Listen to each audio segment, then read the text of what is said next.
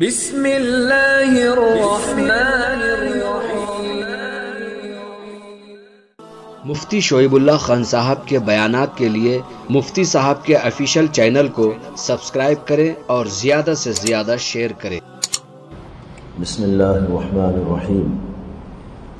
الحمد للہ رب العالمین والصلاة والسلام علی سید الانبیاء واشرف المرسلین وعلى آلہ وصحبہ اجمعین،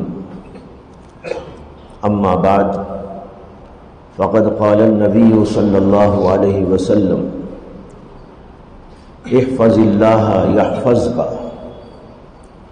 احفظ اللہ تجدہ تجاہک، او کما قال صلی اللہ علیہ وسلم۔ میں نے اس وقت آپ کے سامنے نبی اکرم صلی اللہ علیہ وسلم کی ایک لمبی حدیث کا چھوٹا سا ٹکڑا تلاوت کیا ہے۔ حدیث یوں آتی ہے کہ نبی اکرم صلی اللہ علیہ وسلم حضرت سیدنا عبداللہ بن عباس رضی اللہ عنہ کو لے کر کہیں جا رہے تھے۔ ابن عباس پیچھے تھے، سواری پہ ہوں گے یا بغیر سواری کے پیچھے چل رہے ہوں گے۔ چلتے چلتے نبی اکرم صلی اللہ علیہ وسلم نے حضرت ابن عباس کو پکارا اور کہا کہ ارے لڑکے یا غلام، غلام کے معنی لڑکا، ارے بچے۔ ابن عباس نابالغ بچے تھے اس زمانے میں۔ جب نبی اکرم صلی اللہ علیہ وسلم کا وصال ہوا تو ان کی عمر 13 یا 12 برس کی تھی۔ یہ اس سے پہلے کا کبھی کا واقعہ ہے۔ تو بہرحال وہ چھوٹی عمر کے بچے تھے۔ نبی اکرم صلی اللہ علیہ وسلم نے ان کو پکارا اور کہا کہ اے لڑکے، میں تمہیں کچھ کلمات سکھاتا ہوں، کچھ باتیں تم کو بتاتا ہوں۔ جو باتیں اس کے بعد اللہ کے نبی علیہ السلام نے ان سے بیان فرمائی، ان میں سے ایک بات اس وقت آپ کے سامنے ذکر کی۔ آپ نے فرمایا احفظ اللہ یحفظک، جس کا ترجمہ یہ ہے کہ تم اللہ کی حفاظت کرو، اللہ تمہاری حفاظت کرے گا۔ احفظ اللہ تجدہ تجاہک، اور اللہ کی حفاظت کرو تو تم اللہ کو اپنے سامنے پاؤ گے۔ یہ دو جملے میں نے نقل کیے ہیں اس حدیث کے۔ اس میں نبی اکرم صلی اللہ علیہ وسلم نے ابن عباس کو خاص طور پر یہ نصیحت فرمائی اور ان کے ذریعے تمام کے تمام امتیوں کو نصیحت فرمائی۔ اس کے اندر یہ فرمایا ہے کہ تم اللہ کی حفاظت کرو۔ یہاں پر سوال یہ پیدا ہوتا ہے کہ بندہ اللہ کی حفاظت کیسے کرے گا؟ اللہ تو سب کی حفاظت کرتے ہیں، بندہ اللہ کی حفاظت کیسے کرے گا؟ علماء لکھتے ہیں کہ اللہ کی حفاظت کا مطلب ہے اللہ کے دین کی حفاظت۔ اللہ کی حفاظت کون کرے؟ مراد ہے اللہ کے دین کی حفاظت، اللہ کے احکامات کی حفاظت، اللہ کی طرف سے آئی ہوئی شرائع کی حفاظت۔ اگر بندہ اللہ کے دین کی حفاظت کرتا ہے، اس کے احکام کی حفاظت کرتا ہے، تو فرمایا اللہ تیری حفاظت کرے گا۔ آج دنیا کے اندر بڑے مسائل ہیں اور ہر آدمی پریشان ہے۔ کہیں قتل و قتال کے واقعات ہیں، کہیں حکومتوں کی طرف سے پریشانیاں لاحق ہیں، اور کہیں کاروبار کی مصیبتیں ہیں، یا آپس کے اندر اختلافات اور تنازعات کھڑے ہوئے ہیں، گھر گھر کے اندر جھگڑے ہیں، فسادات ہیں، میاں بیوی کے جھگڑے، بھائی بھائی کے جھگڑے، رشتہ داروں کے آپس کے جھگڑے، اور لوگوں کے درمیان میں بڑے اختلافات۔ اور سب سے بڑی مصیبت تو یہ ہے کہ لوگ مسلمانوں کو دبا رہے ہیں۔ قتل و قتال کے بے شمار واقعات پیش آ رہے ہیں۔ ان کی زندگی کو تنگ کر دیا جا رہا ہے، پریشانیوں میں اضافہ در اضافہ ہوتا جا رہا ہے، اور ایسے موقع پر سب کے سب لوگ پریشان ہیں اور سوال بھی کرتے رہتے ہیں کہ یہ پریشانی کیوں آ رہی ہے، ان پریشانیوں کا علاج کیا ہے، یہ پریشانیاں ہماری دور کیسے ہوں گی؟ نبی اکرم صلی اللہ علیہ وسلم نے اس کا نسخہ بے مثال بے نظیر اس حدیث پاک کے اندر بیان فرمایا ہے کہ اگر تم یہ چاہتے ہو کہ تمہاری حفاظت ہو، تمہارے جان کی، تمہارے مال کی، تمہاری عزت اور آبرو کی، تمہارے مقام کی، تمہاری منزلت کی، تو اس کا طریقہ یہ ہے کہ تم اللہ کی حفاظت کرو، یعنی اللہ کے دین کی حفاظت کرو، اس کے احکامات کی حفاظت کرو۔ اگر تم نے یہ کام کرنا شروع کر دیا تو اللہ تبارک و تعالیٰ تمہارے جانوں کی، مالوں کی، عزت کی، آبرو کی، تمام چیزوں کی حفاظت کرے، پھر تو تمہارا کوئی کچھ نہیں بگاڑ سکے گا۔ دشمن بگاڑنے پہ اڑتے رہیں گے، لیکن جتنا جتنا اڑتے جائیں گے اتنے اتنے مرتے بھی جائیں گے، لیکن یہ اس وقت میں ہوگا جب تم اللہ کے دین کی حفاظت، اس کے احکام کی حفاظت اور اس کی طرف سے آئی ہوئی باتوں کی حفاظت کرو گے۔ یہ ہے جملے کا سادہ سیدھا مطلب کہ تم اللہ کی حفاظت کرو، اللہ تمہاری حفاظت کرے گا۔ اور دوسرے جملے میں فرمایا کہ تم اللہ کی حفاظت کرو تو تم اللہ کو اپنے سامنے پاؤ گے۔ اللہ کو سامنے پانے کا کیا مطلب ہے؟ کیا اللہ ہم کو نظر آ جائے گا؟ ہماری آنکھوں سے ہم اس کو دیکھ سکیں گے؟ ظاہر بات ہے یہ مطلب تو نہیں ہے اس کا۔ دنیا میں اللہ کا دیدار نہیں ہوگا، دنیا میں اللہ ہمارے سامنے آ کے کھڑا ہو جائے، ایسا نہیں ہوگا۔ لہذا اس حدیث کا مطلب یہ ہے کہ اگر تم اللہ کے دین کی، اس کے احکام کی حفاظت پر لگے رہو گے تو اس کا نتیجہ یہ ہوگا کہ اللہ تمہارے سامنے ہوگا، یعنی تمہارے ہر کام کے بنانے کے سلسلے میں اللہ تبارک و تعالی اپنا رول ادا کرے گی۔ جب بھی تمہیں مصیبت آئے گی تمہیں ایسا معلوم ہوگا کہ اللہ تو میرے سامنے ہے۔ قرآن کریم کے اندر اللہ نے جگہ جگہ بتایا ہے، مختلف امور کے سلسلے میں صبر کرنے والوں کے بارے میں بتایا، ان اللہ مع الصابرین، اللہ صبر کرنے والوں کے ساتھ میں ہے۔ صبر کا کیا مفہوم ہے؟ صبر کے معنی عام طور پر لوگ یہ سمجھتے ہیں کہ اگر مصیبت آ گئی، پریشانی آ گئی تو اس کو برداشت کرنے کا نام صبر ہے۔ جی ہاں، صبر یہ بھی ہے، لیکن اتنا ہی نہیں ہے، یہ بھی صبر ہے، لیکن صبر کا مفہوم بہت وسیع ہے شریعت کے اندر۔ علماء لکھتے ہیں کہ صبر اصل میں ہے حبس النفس علی ما تکرہ، نفس کو ایسی چیزوں پر جما دینا جو عام طور پر نفس نہیں چاہتا۔ نماز پڑھنا نہیں چاہتا، آپ نماز پڑھائیے، یہ صبر ہے۔ گناہ سے بچنا نہیں چاہتا، آپ اس کو گناہ سے بچانے کی فکر میں لگ جائیے اور نفس کو اس سے روکنا شروع کر دیجئے، یہ بھی صبر ہے۔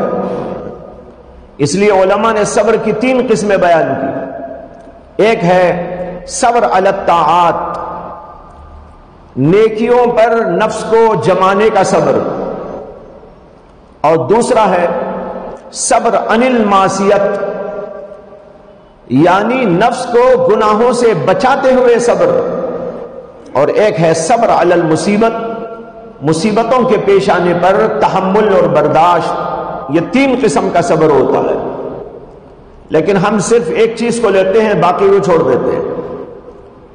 تو اللہ نے جو کہا ان اللہ مع الصابرین، اللہ تعالیٰ صبر کرنے والوں کے ساتھ ہے۔ اب اس کا مفہوم یہ ہے کہ جو نماز پڑھے گا اللہ اس کے ساتھ میں ہے، جو روزہ رکھے گا اللہ اس کے ساتھ میں ہے، جو دین پر چلے گا اللہ اس کے ساتھ میں ہے، جو گناہوں سے بچے گا اللہ اس کے ساتھ میں ہے، جو جھوٹ سے بچے گا اللہ اس کے ساتھ میں ہے، جو دھوکے بازی سے بچے گا اللہ اس کے ساتھ میں ہے۔ غرض یہ کہ نیکیوں کے کرنے پر آدمی لگ جائے، اپنے نفس کو اس کے اوپر جما ڈالے، گناہوں سے بچنے پر اپنے نفس کو جما ڈالے، تو یہ صبر ہو گیا۔ اور اس کے ساتھ ایک تیسرا صبر وہ ہے کہ کوئی مصیبت آ گئی، پریشانی آ گئی، فقر آ گیا، فاقہ آ گیا، یا بخار آ گیا، بیماریاں لاحق ہو گئی، تو اللہ کی طرف سے پیش آنے والے ان مصائب کے اوپر تحمل کرتے ہوئے شکوہ شکایت نہ کرنا، یہ صبر ہے۔ تو صبر کے مفہوم میں یہ تینوں چیزیں داخل۔ اللہ نے اس کو کہا ان اللہ مع الصابرین، اللہ تعالیٰ صبر کرنے والوں کے ساتھ میں ہے، لہذا نیکیوں کے کرنے والوں کے ساتھ بھی ہے، برائیوں سے بچنے والوں کے ساتھ بھی ہے۔ اور وہی مفہوم یہاں لے لیجئے، احفظ اللہ، اللہ کی حفاظت کر۔ میں نے بتایا اللہ کی حفاظت کے معنی ہے اللہ کے احکام کی رعایت کر، اس کی پابندی کر۔ اگر تو اللہ کے احکام کی پابندی کرے گا، اس کے دین کی حفاظت کرے گا، اس کو عمل میں لاتا رہے گا، اللہ تیری حفاظت کریں گے، اور اللہ کو تو سامنے پائے گا۔ یعنی جب جب کوئی ایسا موقع آئے گا تو اللہ کو تو دیکھے گا، وہ تیرے سامنے موجود ہے، گویا تیرے سامنے موجود ہے،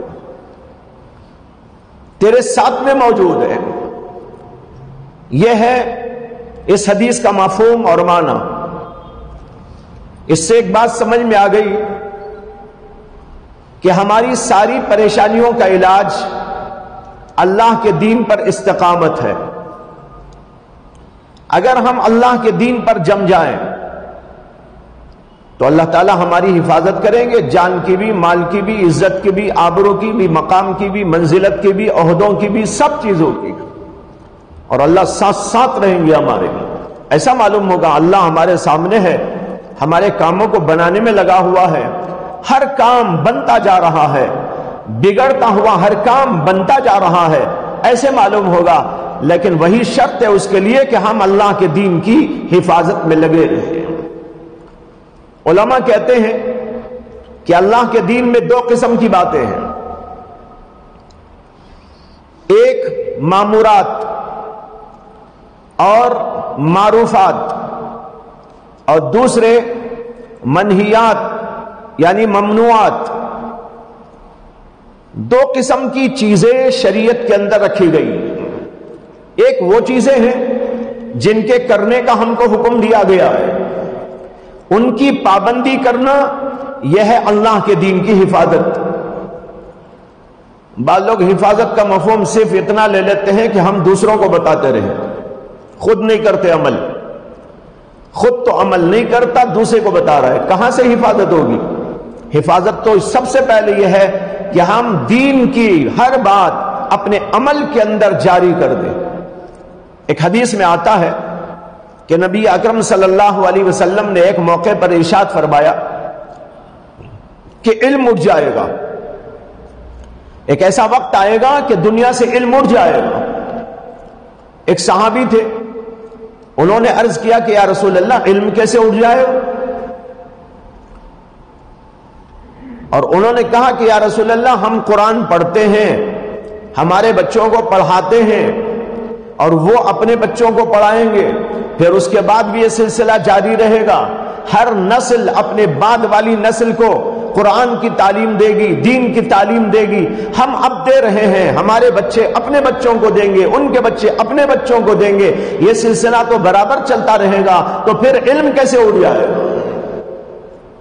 نبی اکرم صلی اللہ علیہ وسلم نے فرمایا کہ بھائی میں تو تمہیں بڑا عقل مند سمجھتا تھا، لیکن تمہارے سوال سے اندازہ ہو رہا ہے کہ تم زیادہ عقل مند نہیں ہو، میں تو تم کو بڑا عقل مند سمجھتا تھا۔ پھر کہا کیا یہ نہیں معلوم ہے کہ یہودی لوگ تورات پڑھتے ہیں، اپنے بچوں کو پڑھاتے ہیں، اور یہ سلسلہ پہلے سے چلا آ رہا ہے، اور مدینے کے اندر باقاعدہ ان کے تعلیم کے جو ہے تعلیم کا نظام چلتا تھا، اور پڑھتے پڑھاتے رہتے تھے، اور آج بھی پڑھتے پڑھاتے ہیں۔ یہ لوگ بڑے مذہبی ہیں، آج بھی یہ سلسلہ ان کے اندر جاری ہے۔ تو اللہ کے نبی علیہ الصلوۃ والسلام نے فرمایا کیا تم نہیں دیکھتے کہ یہودی لوگ اب خود پڑھ رہے ہیں، اپنے بچوں کو پڑھا رہے ہیں، اور یہ سلسلہ اوپر سے چلا آ رہا ہے، لیکن اس کے باوجود ان سے علم اٹھا لیا گیا ہے، ان کے پاس علم نہیں۔ یہ کہہ کر نبی اکرم صلی اللہ علیہ وسلم نے فرمایا کہ صرف پڑھتے پڑھاتے رہ جانے سے علم نہیں آتا جب تک کہ عمل میں نہ آ جائے۔ اس کو میں نے کہا کہ عمل میں آنا ہے، سب سے پہلے تو دین کی حفاظت ہمارے عمل سے ہونا ہے۔ اگر ہم نے تمام ان باتوں کو اپنے عمل میں لے آیا اور اس کے مطابق زندگی گزارتے رہے تو یہ دین کا تحفظ ہوگا۔ اس کے بعد وہ سلسلے بھی ہیں، تعلیم کا، تعلم کا، تبلیغ کا، دعوت کا، دوسروں کو بتانے کا، دوسروں کو سکھانے کا، تصنیف کا، تالیف کا، تحقیق کا، تدریس کا، اور اسی طریقے پر جو ہے تقریر کا، تحریر کا، یہ سب سلسلے۔ لیکن ان سارے سلسلوں میں اہم بات یہ ہے کہ امت سب سے پہلے دین پر خود جم جائے، عمل کے اندر، ان کے کردار کے اندر، ہر چیز کے اندر دین داخل ہو جائے۔ یہ ہے دین کی حفاظت۔ تو علماء نے لکھا ہے کہ دو قسم کی چیزیں ہیں، ایک ہے مامورات اور معروفات۔ مامورات کے معنی ہیں وہ چیزیں جن کا حکم دیا گیا ہے، اور معروفات وہ چیزیں ہیں جن کو دین نے اچھا قرار دیا ہے۔ اس کے اندر مستحبات آ گئے، اس کے اندر جو ہے وہ آداب کی تعلیم آ گئی، تہذیب اور اخلاق کی تعلیم آ گئی، سب اس کے اندر آ گیا۔ ان تمام چیزوں کو اختیار کر لینا یہ ہے دین کا تحفظ اور دین کی حفاظت۔ اور دوسرے منہیات اور ممنوعات، یعنی شریعت نے جن چیزوں سے ہم کو منع کر دیا، جھوٹ نہ بولو، دھوکہ نہ دو، چغلی نہ کھاؤ، غیبت نہ کرو، حسد نہ رکھو، شراب نہ پیو، زنا نہ کرو، اور بہت ساری غلط کاریاں، برائیاں، شریعت نے جن جن باتوں سے منع کر دیا ان تمام باتوں کو ممنوعات اور منہیات کہا جاتا ہے۔ ان تمام باتوں سے انسان بچے گا تو اس کا مطلب یہ ہے کہ وہ دین کا تحفظ کر رہا ہے۔ اگر ان سے نہیں بچ رہا ہے تو وہ دین کا تحفظ نہیں کر رہا ہے۔ تو دین کے تحفظ کے لیے دونوں چیزوں کو اختیار کرنا ہے، جن جن چیزوں کا حکم دیا گیا وہ ہماری زندگی کے اندر داخل ہو جائے، اور جن چیزوں سے منع کیا گیا ان تمام چیزوں سے پرہیز کرنے لگے، یہ دین کا تحفظ ہے۔ جب دین کا ہم اس طرح تحفظ کریں گے، اللہ کے نبی یہ کہتے ہیں کہ اللہ تمہاری حفاظت کرے گا، اور یہ حفاظت جان کی حفاظت، مال کی حفاظت، ایمان کی حفاظت، اور تمہارے جو ہے چیزوں کی حفاظت، تمہاری عزت اور آبرو کی حفاظت، ان سب چیزوں کی حفاظت اس کے اندر داخل ہے۔ تو یہ ہے بھائیو نسخہ جس کو آج لوگوں نے بالکل اٹھا کے طاق نسیان پہ رکھ دیا ہے۔ جب حالات پیش آتے ہیں، مسائل پیش آتے ہیں، حوادث پیش آتے ہیں، تو اس موقع پر لوگ اس بات کی کوشش تو کرتے ہیں کہ ہم ظاہری تدبیریں کریں۔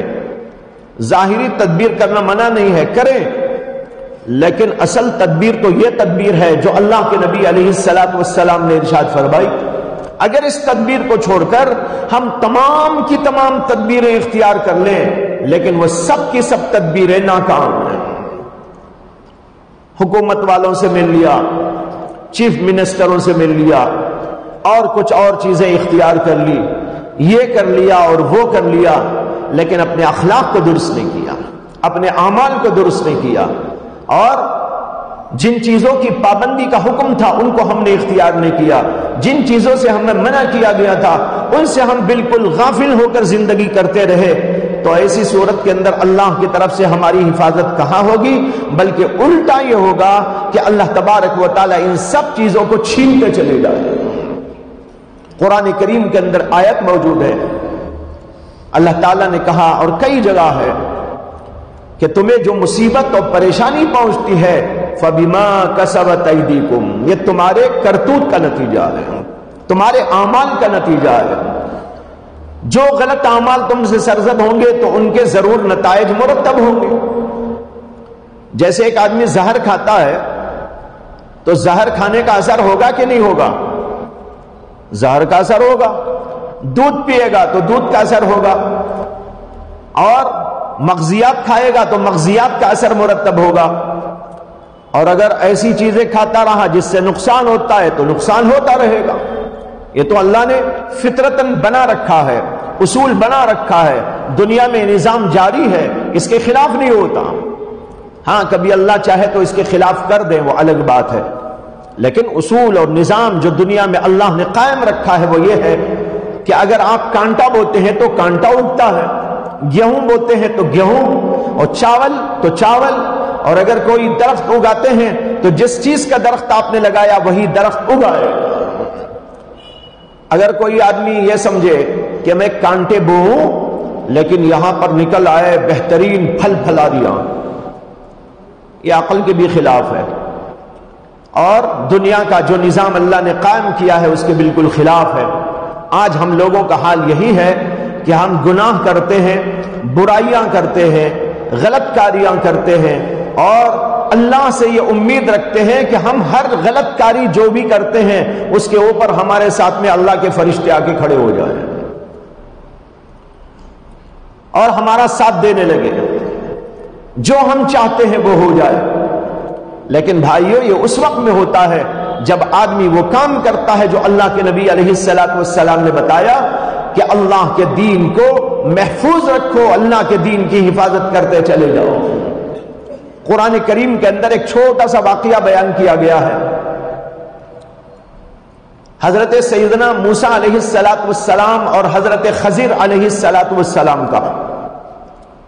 کئی واقعات ہیں، ان میں سے ایک چھوٹا سا واقعہ یہ ہے کہ حضرت موسیٰ علیہ السلام کو لے کر حضرت خضر علیہ السلام ایک بستی میں گئے، اور اس بستی کے اندر جو لوگ موجود تھے انہوں نے ان دونوں لوگوں کی کوئی پرواہ نہیں کی۔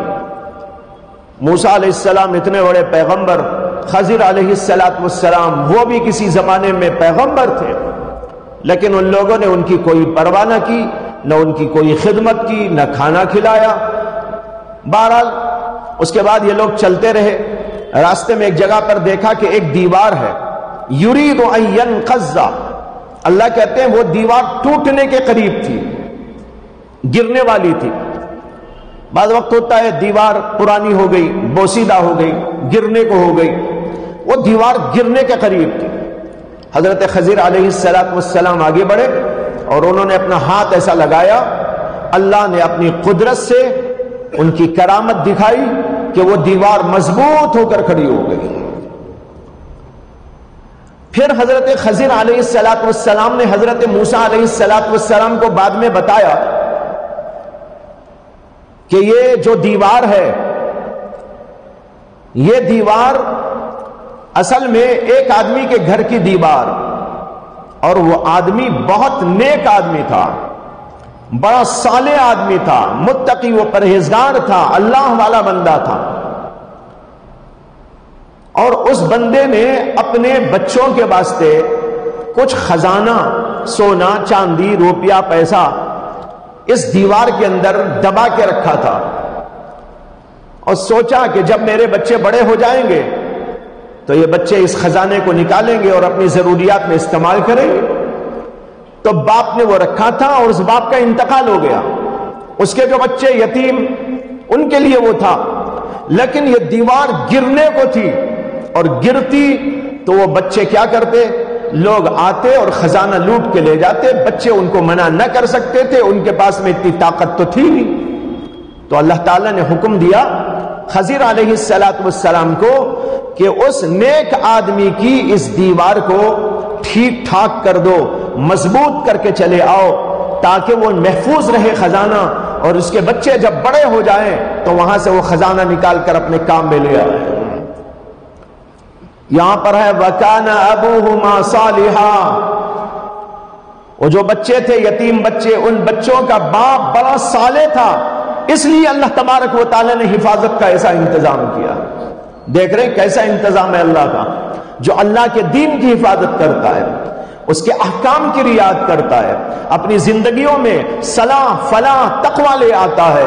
اللہ تبارک و تعالی غیب سے انتظامات کرتے ہیں خضر علیہ السلام کے ذریعے اللہ تبارک و تعالیٰ نے اس دیوار کو ٹھیک ٹھاک کرا دیا، مضبوط کرا دیا تاکہ وہ خزانہ محفوظ رہے۔ یہ ہے اللہ تبارک و تعالیٰ کی طرف سے حفاظت کا نظام، ہم کو نظر نہیں آتا لیکن ہوتا ہے۔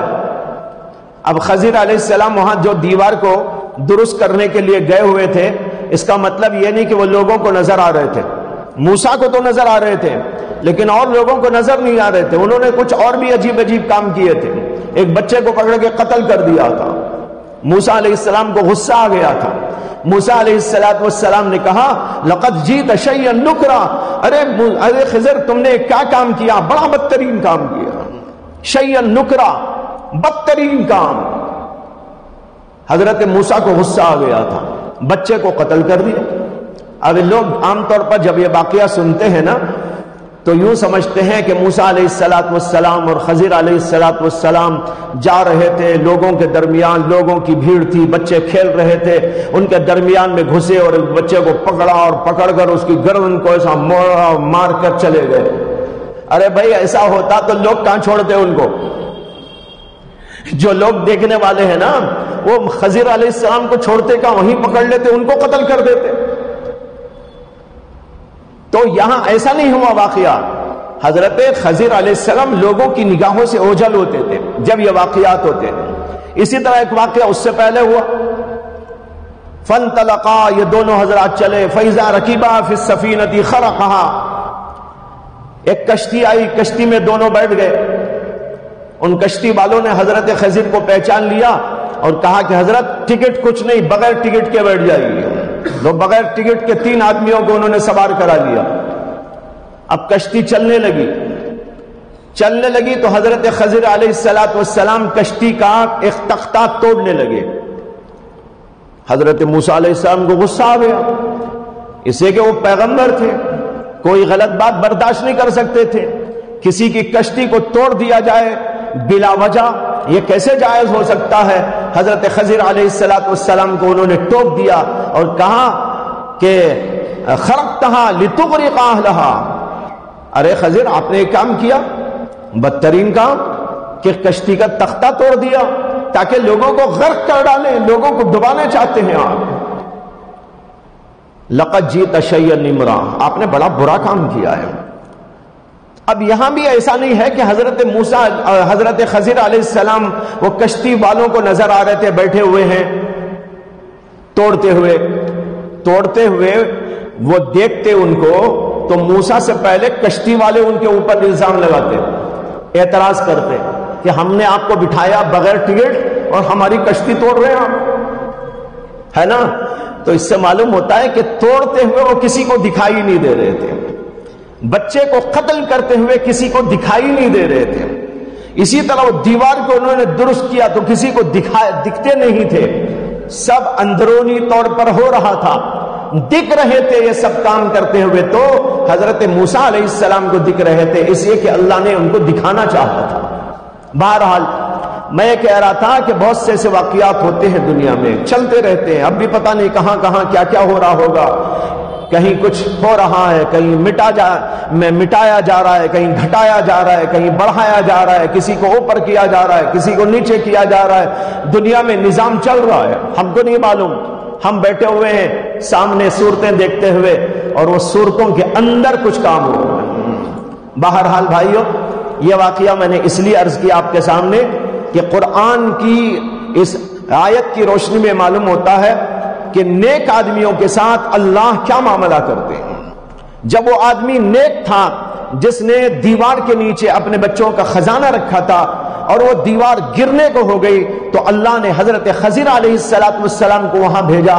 اب جو خضر کہیں سے چل کر وہاں آئے، اس بستی میں گئے، یہ بھی اللہ کے حکم سے آئے تھے، وہ جاؤ اس بستی میں، وہاں ایک دیوار ہے وہ ٹوٹنے جا رہی ہے، اس کو سیدھا کر کے آؤ، اس لیے وہاں پر خضر علیہ السلام ہے۔ اور ایک بستی میں گئے، اس بچے کا قصہ پیش آیا جس کو انہوں نے مار ڈالا تھا، وہ اللہ کے حکم سے وہاں پر گئے تھے۔ تو جو کچھ واقعات ہوئے یہ اللہ کے حکم سے ہو رہے تھے، معلوم ہوا نیک لوگوں کے ساتھ اللہ کا یہ معاملہ ہوتا ہے۔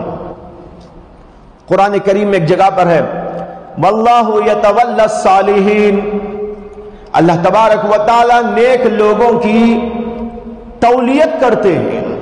تولیت کے معنی کفایت کرتے ہیں، ان کے معاملات کو خود انجام دیتے ہیں، وہ جیسا چاہتے ہیں اللہ ویسا بناتے رہتے ہیں. یہ ہے تولیت کہ اللہ تبارک و تعالی ان کے کاموں کے بنانے میں لگے ہوئے ہیں. کسی نے کہا کار ساز ماں بساز کار ماں، فکر ماں در کار ماں آزار ماں. کار ساز ماں، کارساز کہتے ہیں کاموں کے بنانے والے کو، مراد اس سے اللہ کی ذات ہے. شاعر کہتا ہے کارساز ماں، کیا کہا تھا بھول گیا میں خود، کارساز ماں در فکر کار ماں. ہاں اصل شعر یوں ہی تھا. یہ کسی شاعر نے کہا تھا کارساز ماں در فکر کار ماں، ہمارا کارساز ہمارے کاموں کے بنانے کی فکر میں لگا ہوا ہے. حضرت تھانوی نے کہا کہ شاعر عارف نہیں تھا، یہ شاعر عارف باللہ نہیں تھا، اللہ کو پہچاننے والا نہیں تھا، اللہ کی صفات کو جاننے والا نہیں تھا، اللہ کی قدرت و طاقت کو جاننے والا نہیں تھا. اگر شاعر عارف ہوتا تو یہ شعر نہ کہتا، اس لیے کہ لفظ فکر اللہ کے لیے نہیں استعمال کر سکتے. فکر تو ہمارے لیے، میں فکر کر رہا ہوں، میرے بیوی کی فکر کر رہا ہوں، بچوں کی فکر کر رہا ہوں، کاروبار کی فکر کر رہا ہوں، یہ فکر کر رہا ہوں، وہ فکر کر رہا ہوں. یہ انسان کرتا ہے فکر. اسی حضرت تھانوی نے کہا یہ شاعر عارف باللہ نہیں تھا، اس لیے ایسا شعر اس نے کہا، اور انہوں نے اس کے اندر ترمیم کر دی. انہوں نے کہا کارساز ماں در ساز کار ماں، اللہ جو کارساز ہے وہ ہمارے کانوں کے بنانے میں لگا ہوا ہے، فکر میں نہیں. فکر اللہ کو کیا، اللہ بندہ تھوڑا ہی ہے کہ اللہ تعالیٰ فکر میں لگ جائے میں کیسے کروں، کیا کروں، کہاں جاؤں، یہ کروں وہ کروں. یہ فکر یہ الگ مفہوم ہوتا ہے، اس کا اللہ کے لیے استعمال نہیں کر سکتے.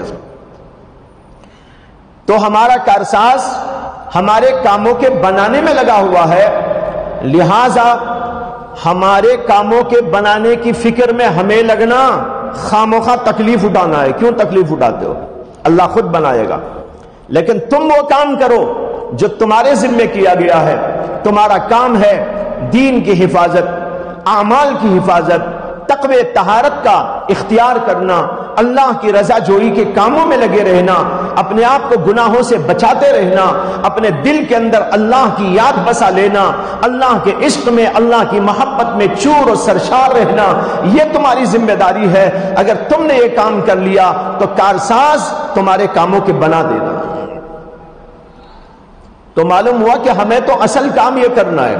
ہو سکتا ہے کسی کے ذہن میں سوال پیدا ہو کہ اگر یہی بات ہے تو پھر سارے دکان بند کر دیے جائیں، فیکٹریاں بھی اٹھا دی جائیں، سب کے سب مسجدوں میں آ جائیں یا جنگلوں میں چلے جائیں، جا کر وہاں بیٹھ جائیں کہ بھائی بس ہم تو نماز پڑھیں گے، روزہ رکھیں گے، ذکر کریں گے، فکر کریں گے، دین کے کام کریں گے، یہ کاروبار کی ضرورت نہیں ہے، اللہ ہمارے کام خود ہی بنا دے گا. کارساز ماں ہمارے کاموں میں لگا ہوا ہے.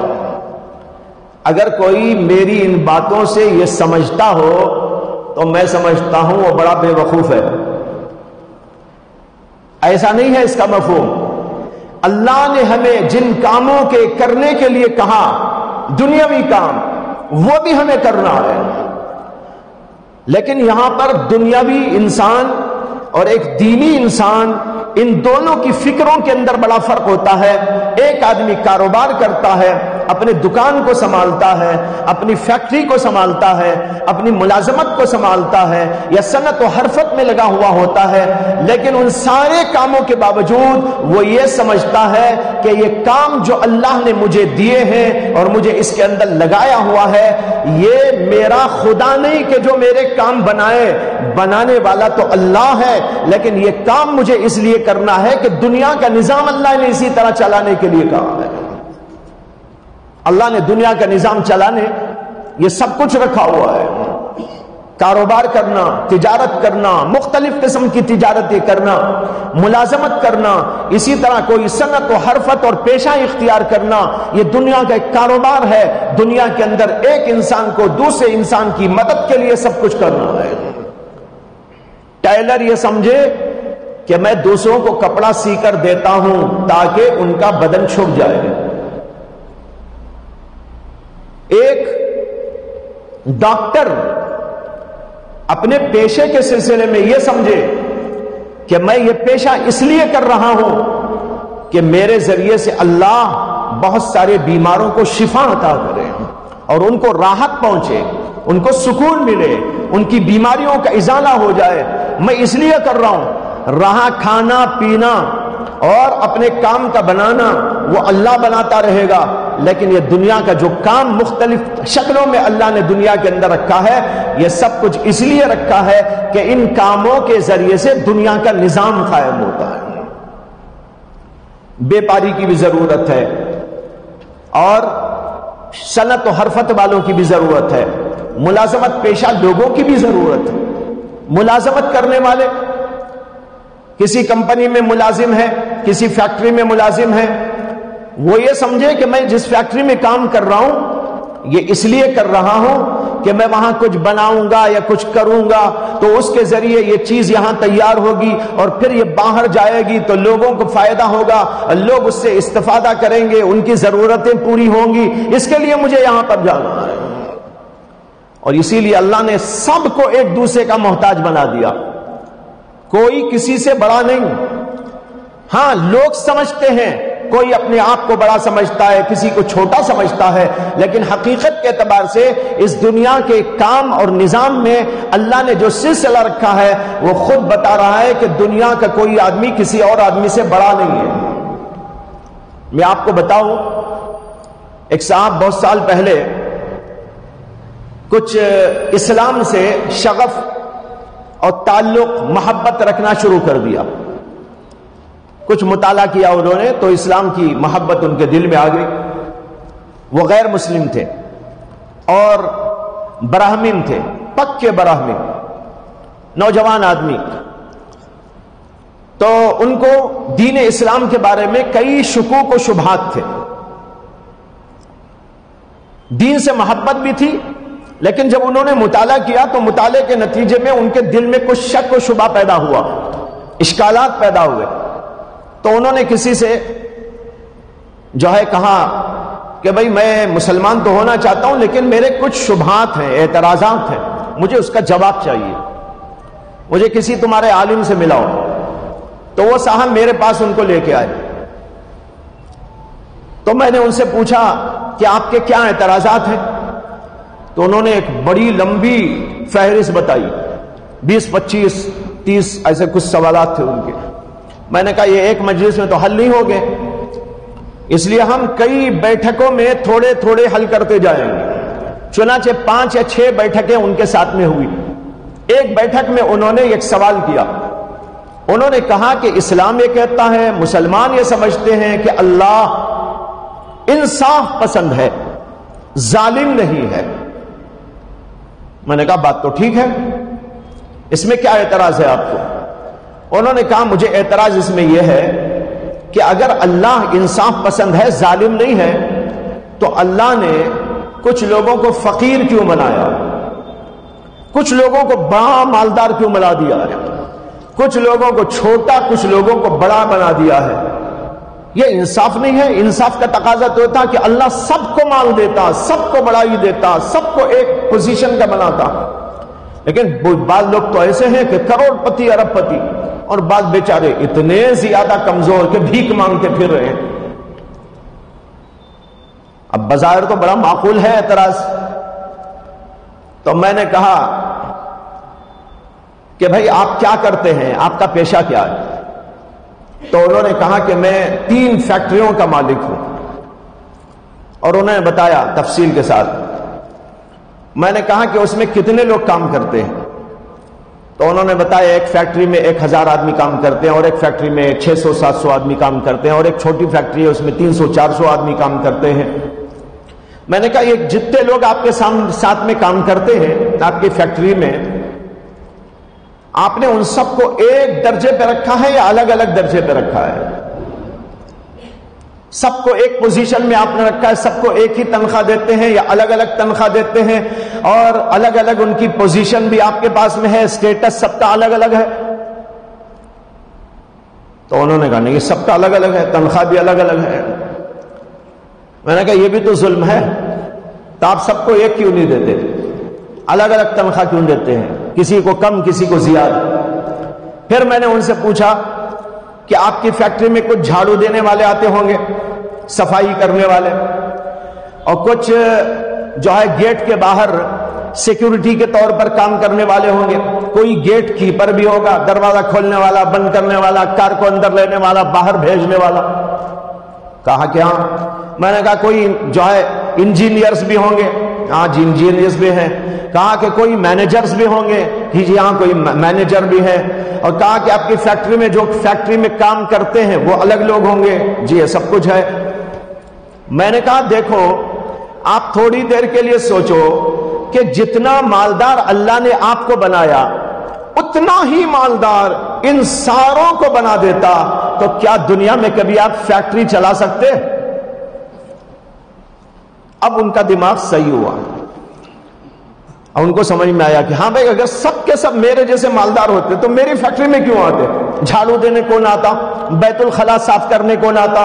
پھر میں نے یہ بھی کہا کہ آپ کے گھر میں کچھ مامائیں ہوں گی، کام کرنے والیاں ہوں گی، اور کچھ جو ہے برتن صاف کرنے والی ہوں گی، اور کچھ ایسی بھی جو بیت الخلا صاف کرنے والی۔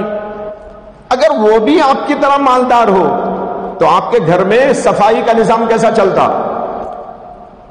انہوں نے کہا مجھے اب سمجھ میں آیا۔ میں نے کہا یہ اللہ کا نظام ہے، اللہ نے ایک نظام بنایا ہے دنیا کو چلانے کے لیے، کسی کو کمزور بنایا، کسی کو بڑا بنایا، مال کے اعتبار سے، کسی عہدے کے اعتبار سے، یہ سب کا سب اس لیے بنایا ہے کہ دنیا کا نظام چلے۔ مجھے یاد ہے ہمارے بچپن میں یہ جو صفائی کرنے والے ہوتے ہیں روڈوں پر، ان سب لوگوں نے حکومت کے خلاف اسٹرائک کر دیا تھا۔ ہم لوگ ابھی پڑھ رہے تھے، اسکول میں پڑھ رہے تھے، اس وقت کی بات ہے۔ تو انہوں نے 8-10 دن تک اسٹرائک کر دیا، یعنی انہوں نے کچھ مطالبات رکھے کہ تنخواہ بڑھائی جائے، یہ دیا جائے، ہمیں وہ دیا جائے، نہیں تو ہم کام نہیں کریں گے، اور سب نے طے کر دیا کہ ہم کام نہیں کریں گے جب تک کہ ہمارے یہ مطالبات پورے نہیں کیے جائیں گے۔ انہوں نے 8-10 دن جو کام نہیں کیا تو پورا بنگلور، جس کو کہتے ہیں garden city of India, garden city of India, وہ کچرا سٹی آف انڈیا ہو گئی۔ کچرا سٹی، جہاں جاؤ گندگی گندگی، غلاظت غلاظت، اتنی بدبو، اللہ اکبر اللہ اکبر۔ مجھے وہ زمانہ یاد آتا ہے، حیرت ہوتی ہے۔ دیکھو اگر وہ لوگ یہ کام کرنے کے لیے پیدا نہ کیے جاتے تو مالداروں کی ہوا نکل جاتی، ان کی مالداری باقی نہ رہتی۔ یہ اللہ کا نظام ہے۔ تو میں یہ عرض کر رہا تھا کہ ہمیں یہ سوچنا ہے کہ ہمارے یہ تمام کام دنیا کے نظام کو برقرار رکھنے کے لیے ہیں، باقی ہمارا کام بنانا تو اللہ کا کام ہے۔ ہم کسی کا کام نہیں بناتے تو اللہ ہے، اور ہمیں یہ کام اور ڈیوٹیاں اور مختلف قسم کی ذمہ داریاں اس لیے دی گئی ہیں کہ اللہ اس نظام کو دنیا میں برقرار رکھنا چاہتے ہیں۔ کھانے کا نظام، پینے کا نظام، دینے کا نظام، لینے کا نظام، یہ اللہ تبارک و تعالیٰ کی حکمت اور مشیت پر مبنی ہے۔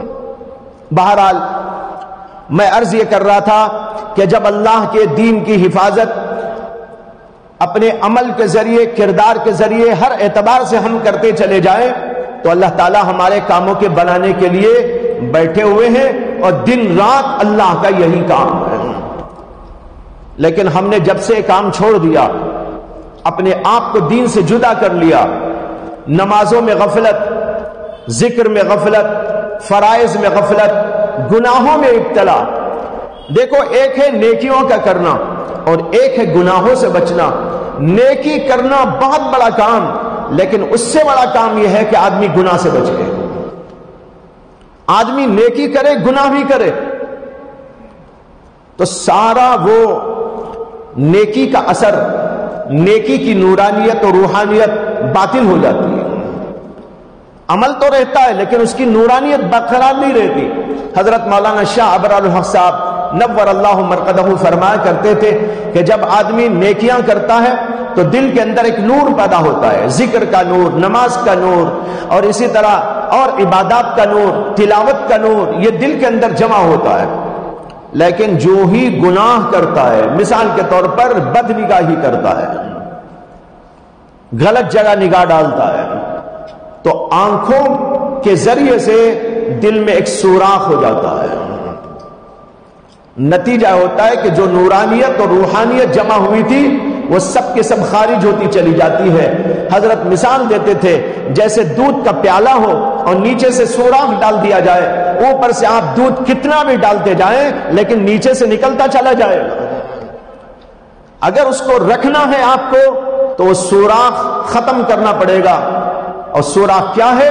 گناہ، چاہے وہ ہماری آنکھوں سے ہوتا ہو یا زبان سے ہوتا ہو یا کانوں سے ہوتا ہو یا ہاتھ و پیر سے ہوتا ہو، ان تمام گناہوں سے اپنے آپ کو بچانے کی ضرورت ہے۔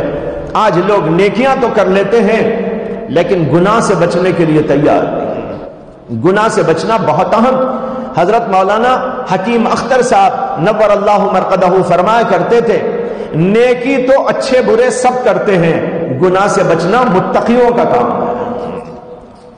نیکی تو اچھے برے سب کرتے ہیں، نماز میں آگے کھڑے ہوئے ہیں، ہر قسم کے لوگ ہیں، اللہ والے بھی ہیں، تقوی والے بھی ہیں، اور اسی کے ساتھ ساتھ جھوٹ بولنے والے بھی ہیں، گناہ کرنے والے بھی ہیں، دھوکے باز لوگ بھی ہیں۔ نماز تو بھائی سب پڑھ لیتے ہیں لیکن گناہ سے بچنے والے اللہ کے ولی ہوا کرتے ہیں۔